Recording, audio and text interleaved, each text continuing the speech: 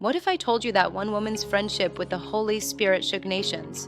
What if I told you that her story was not one of perfection, but of surrender, not of strength, but of brokenness transformed into beauty?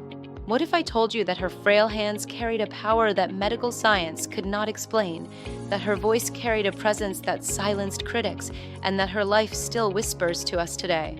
Stay with me, because this is not just the story of Kathryn Kuhlman, it is an invitation into the mystery of walking with God. Kathryn Kuhlman was born in 1907 in the small town of Concordia, Missouri. She was an ordinary child, with freckles scattered across her face and bright red hair.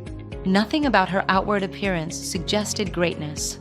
She was shy, she was simple, and yet, deep within her was a hunger for God that she herself did not fully understand.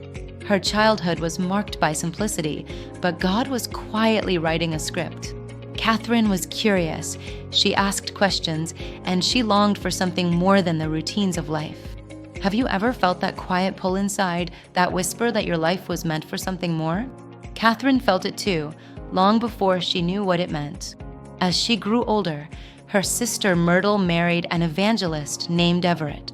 He was passionate, bold, and traveled often, preaching the gospel in small churches and gatherings. Kathryn, still a teenager, began to travel with them. She would sit in the back, watching Everett thunder the message of salvation, watching people weep at the altar, watching lives transformed.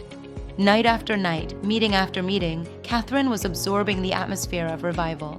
She was not on the stage, she was not in the spotlight, but she was learning. She was seeing firsthand what the power of God could do in human hearts. What happens when you place yourself in the atmosphere of God's presence, even before your time has come? Kathryn was simply watching, but the Spirit was already working in her. Then, the day came that changed everything. In one small town, Everett turned to Kathryn and said, "Tonight, you will preach." She froze. She had no sermon prepared, no polished words, no reputation to stand on. She was just a teenager with trembling hands and a racing heart. But that night, she opened her Bible and she began to speak. Her voice was shaky, her words were simple, but as she spoke, something extraordinary happened. The atmosphere shifted. A weight, a presence, a holy hush filled the room. People began to cry. Conviction fell upon the audience. Kathryn herself felt it. This was not her. It was the Holy Spirit. That night, she discovered her calling. That night, she realized, my life will never be my own again. Can you remember the first time you felt God using you? That moment when you realized it wasn't about your strength, but about His Spirit? Kathryn never forgot hers. Her ministry began to grow, but her journey was not free of pain. Kathryn made choices that would haunt her. She entered a marriage that she later admitted was outside of God's will. The union ended in divorce, and she carried the weight of that mistake for the rest of her life. With trembling honesty, she confessed, "I made a mistake, and I paid the price." Yet, out of that brokenness came a deeper dependence on God. Her pain became her pulpit. Her tears became her testimony. She stood before crowds not as a woman with a spotless past, but as one who had tasted failure and found restoration. Isn't it amazing that God does not discard broken vessels? That sometimes the cracks in our lives become the very places where His light shines brightest? From those ashes, Kathryn's ministry truly began to flourish. She was not a trained theologian, not a scholar, not a strategist.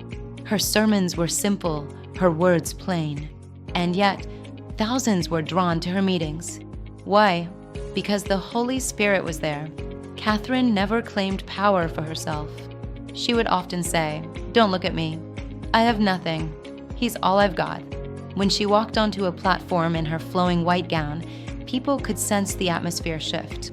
In her services, miracles happened not through theatrics, but through presence. Wheelchairs were abandoned. Blind eyes opened. Hearts were mended.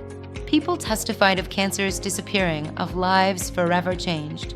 What would it look like in your own life if you lived so surrendered that God's presence was unmistakable wherever you went? But with influence came criticism. Some accused her of being too dramatic. Others said the healings weren't real. The press often ridiculed her. But Kathryn never fought back with bitterness.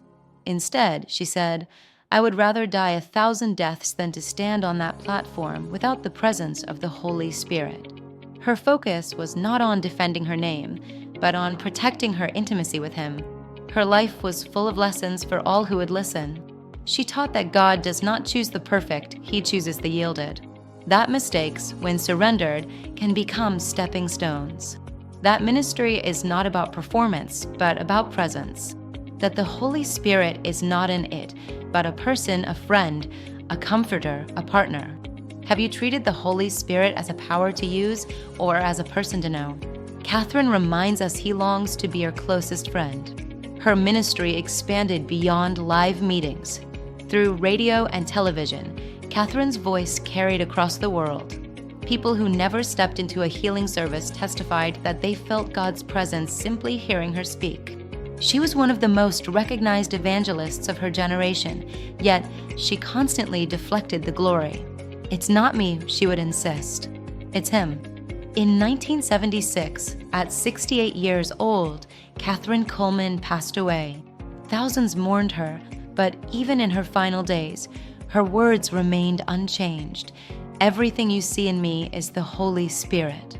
Her flame could not be extinguished. Her books, recordings, and testimonies continue to inspire believers across the globe. Her influence can be traced in the lives of countless pastors, worship leaders, and ordinary Christians who long to know the Spirit as she did. If Kathryn could leave you with one question, it might be this: what would happen if you gave the Holy Spirit everything? Beloved, her life teaches us that God is not looking for golden vessels, but for surrendered ones. He is not impressed by your strength, but He is drawn to your yielded heart. Kathryn was ordinary, but her extraordinary surrender made her unforgettable. And so, the invitation stands before you today. Will you yield everything to Him as she did? If this story has touched you, don't let it stop here.